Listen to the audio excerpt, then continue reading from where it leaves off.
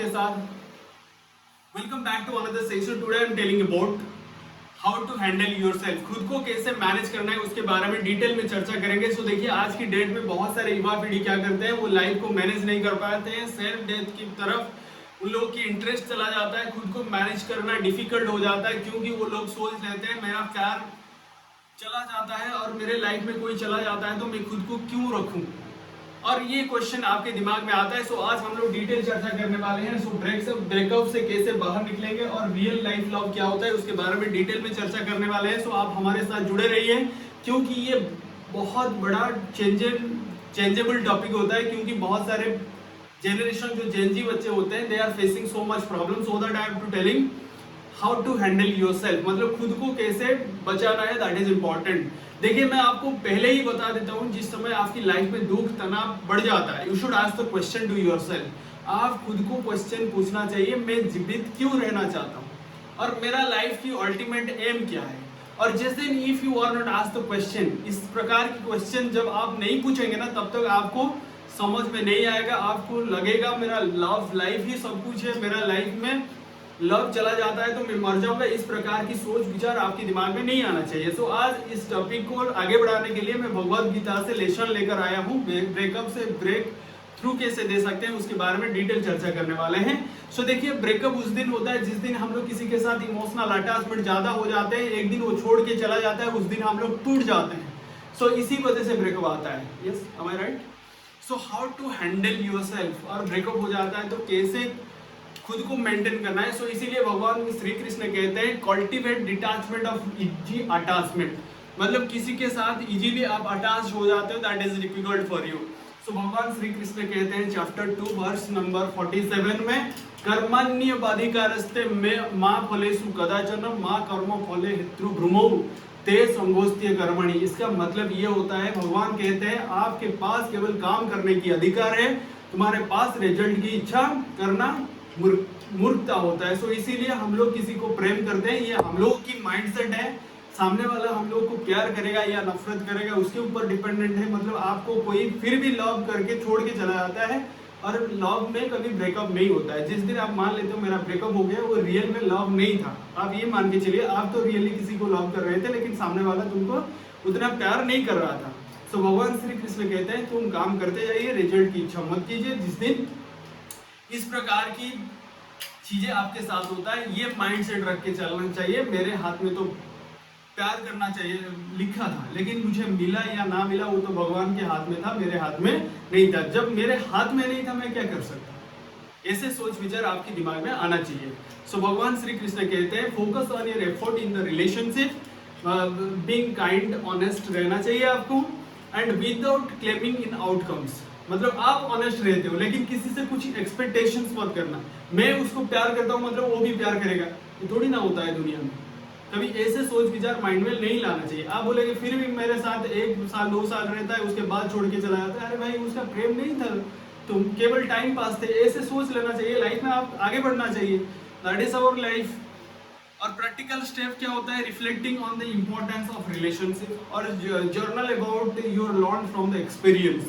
Suppose कोई आपको छोड़ के चला जाता है, उस दिन आप ये महसूस करना चाहिए मैं क्या सीखा, उस आदमी ने मुझे क्या सिखा के गया है। You should ask the question to your mind, your heart. खुद को क्वेश्चन पूछना चाहिए, कोई आदमी मेरे साथ प्यार करता था, मुझे छोड़ के चला गया, उसके बाद you should ask the question, और वो आदमी मुझे सिखा के क्या गया। बात समझ में आ रहा है ना?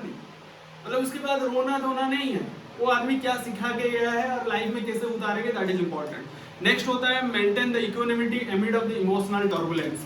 हम लोग की इमोशनल टर्बुलेंस होता है, यानी इमोशन होता है, हम लोग टूट जाते हैं। उस समय हम लोग खुद को कैसे मैनेज करना है, भगवान श्री कृष्ण कहते हैं बेटा perform your duty establishing yoga and abandon attachment of the Dhananjay. भगवान श्री कृष्ण अर्जुन को कहते हैं किसी के साथ ज्यादा अटैचमेंट होने की कोई जरूरत नहीं है। And even the minded success और फेल्यूर, सक्सेस और फेल्यूर तो आम बात होता है। मुझे प्रेम मिला, ये मेरा सक्सेस था, प्रेम नहीं मिला, ये मेरा फेल्यूर था, दोबारा ट्राई करेंगे। जैसे विकास दिव्य कीर्ति सार कहते हैं तू नहीं तो और कोई, और नहीं तो और सही, मिलेंगे लाख जमी इस जमाने में सनम तू तो अकेली नहीं। सपोज इतने इमोशनल अटैचमेंट किसी के साथ होने की कोई जरूरत नहीं है, कोई भी छोड़ के चला जाता है। इस प्रकार के डायलॉग उसके सामने रख देना चाहिए, तू नहीं तो और कोई, और नहीं तो और से मिलेंगे लाख जमी इस जमाने में सनम, तू तो अकेली नहीं। और कोई लड़का छोड़ के जाता है, तू तो अकेला नहीं। ऐसे डायलॉग उनके मुंह में मारना चाहिए, क्योंकि उन लोगों की लाइफ में लव करने की औकात नहीं था। So next one, time and restless mind. Restless mind क्या होता है? देखिए, आपकी माइंड को ये से सोचना चाहिए, मेरे लाइफ में ये हो गया, ये मेरा सही समय नहीं था, आगे समय आने वाला है, सो उसके ऊपर आप फोकस करना चाहिए, लाइफ में आगे बढ़ना चाहिए। हम लोग की अल्टीमेट एम होता है, हम लोग इंसान होकर जन्म लिए हैं, हम लोग की मेन फर्ज होता है सोसाइटी में कुछ भलाई करना। ये हम लोग की रोल एंड रिस्पॉन्सिबिलिटी होता है। केवल एक आदमी के लिए खुद को बर्बाद करेंगे तो लाइफ में आगे कैसे बढ़ेंगे? सो जिस समय इस प्रकार की ब्रेकअप आपके साथ होता है, आपको लव नहीं मिलता है, एक ही चीज मान के चलिए, आपकी पेरेंट्स के साथ आप पूरा अटैच्ड हो जाइए। पेरेंट्स को उतना प्यार दीजिए, उतना मोहब्बत कीजिए, उसके बाद आपको कुछ पता नहीं चलेगा, ये मेरा गारंटी है। और seek the self knowledge to help, मतलब आपकी नॉलेज आपको बढ़ाना चाहिए। इस प्रकार की चीजें मेरे साथ हुआ है तो आगे कैसे नहीं होगा, उसके ऊपर भी चर्चा आपको करना चाहिए।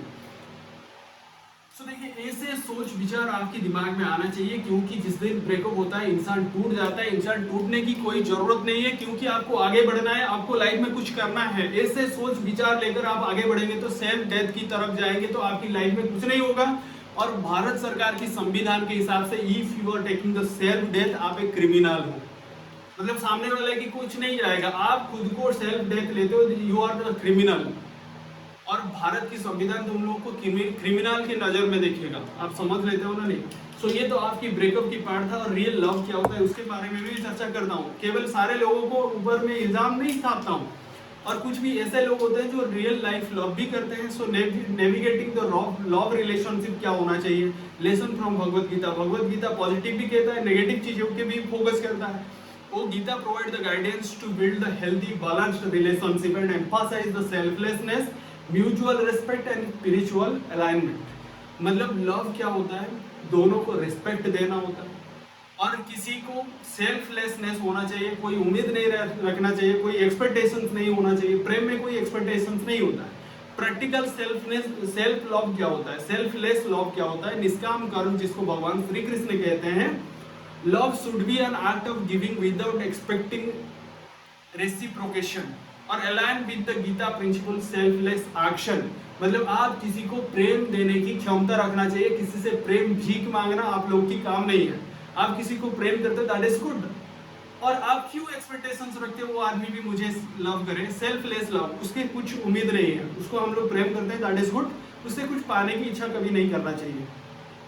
और चैप्टर 2 में भगवान श्री कृष्ण बता चुके हैं प्रिंसिपल क्या होता है। Perform the small act of the kindness, मतलब सारे लोगों को सुनना चाहिए, सारे लोगों को रिस्पेक्ट देना चाहिए और आगे बढ़ना चाहिए। Control the desire and avoid the conflict, मतलब डिजायर को कंट्रोल करना चाहिए। देखिए, प्रेम करते हैं तो सेक्स करने की इच्छा होगा, उसके साथ मिलने की इच्छा होगा, उसके साथ घूमने में इच्छा होगा, लेकिन उसको कंट्रोल करना चाहिए। डिजायर जितना भी आता है उसको कंट्रोल करना चाहिए और अवॉइड द कॉन्फ्लिक्ट, उनमें झगड़ा करने की कोई जरूरत नहीं है, क्योंकि थर्ड पार्टी आएगा, उससे मुनाफा कमा के वो चला जाएगा, मतलब आपकी मेहमान को वो लेकर चला जाएगा। सो इसीलिए कभी भी कॉन्फ्लिक्ट नहीं होना चाहिए। और मैं एक चीज बोलना चाहूंगा, आपकी लव जितना प्राइवेसी हो उतना सक्सेसफुल होगा। जितना प्राइवेसी आप रखेंगे उतना सक्सेसफुल होगा, मैं आपको बता देता हूँ।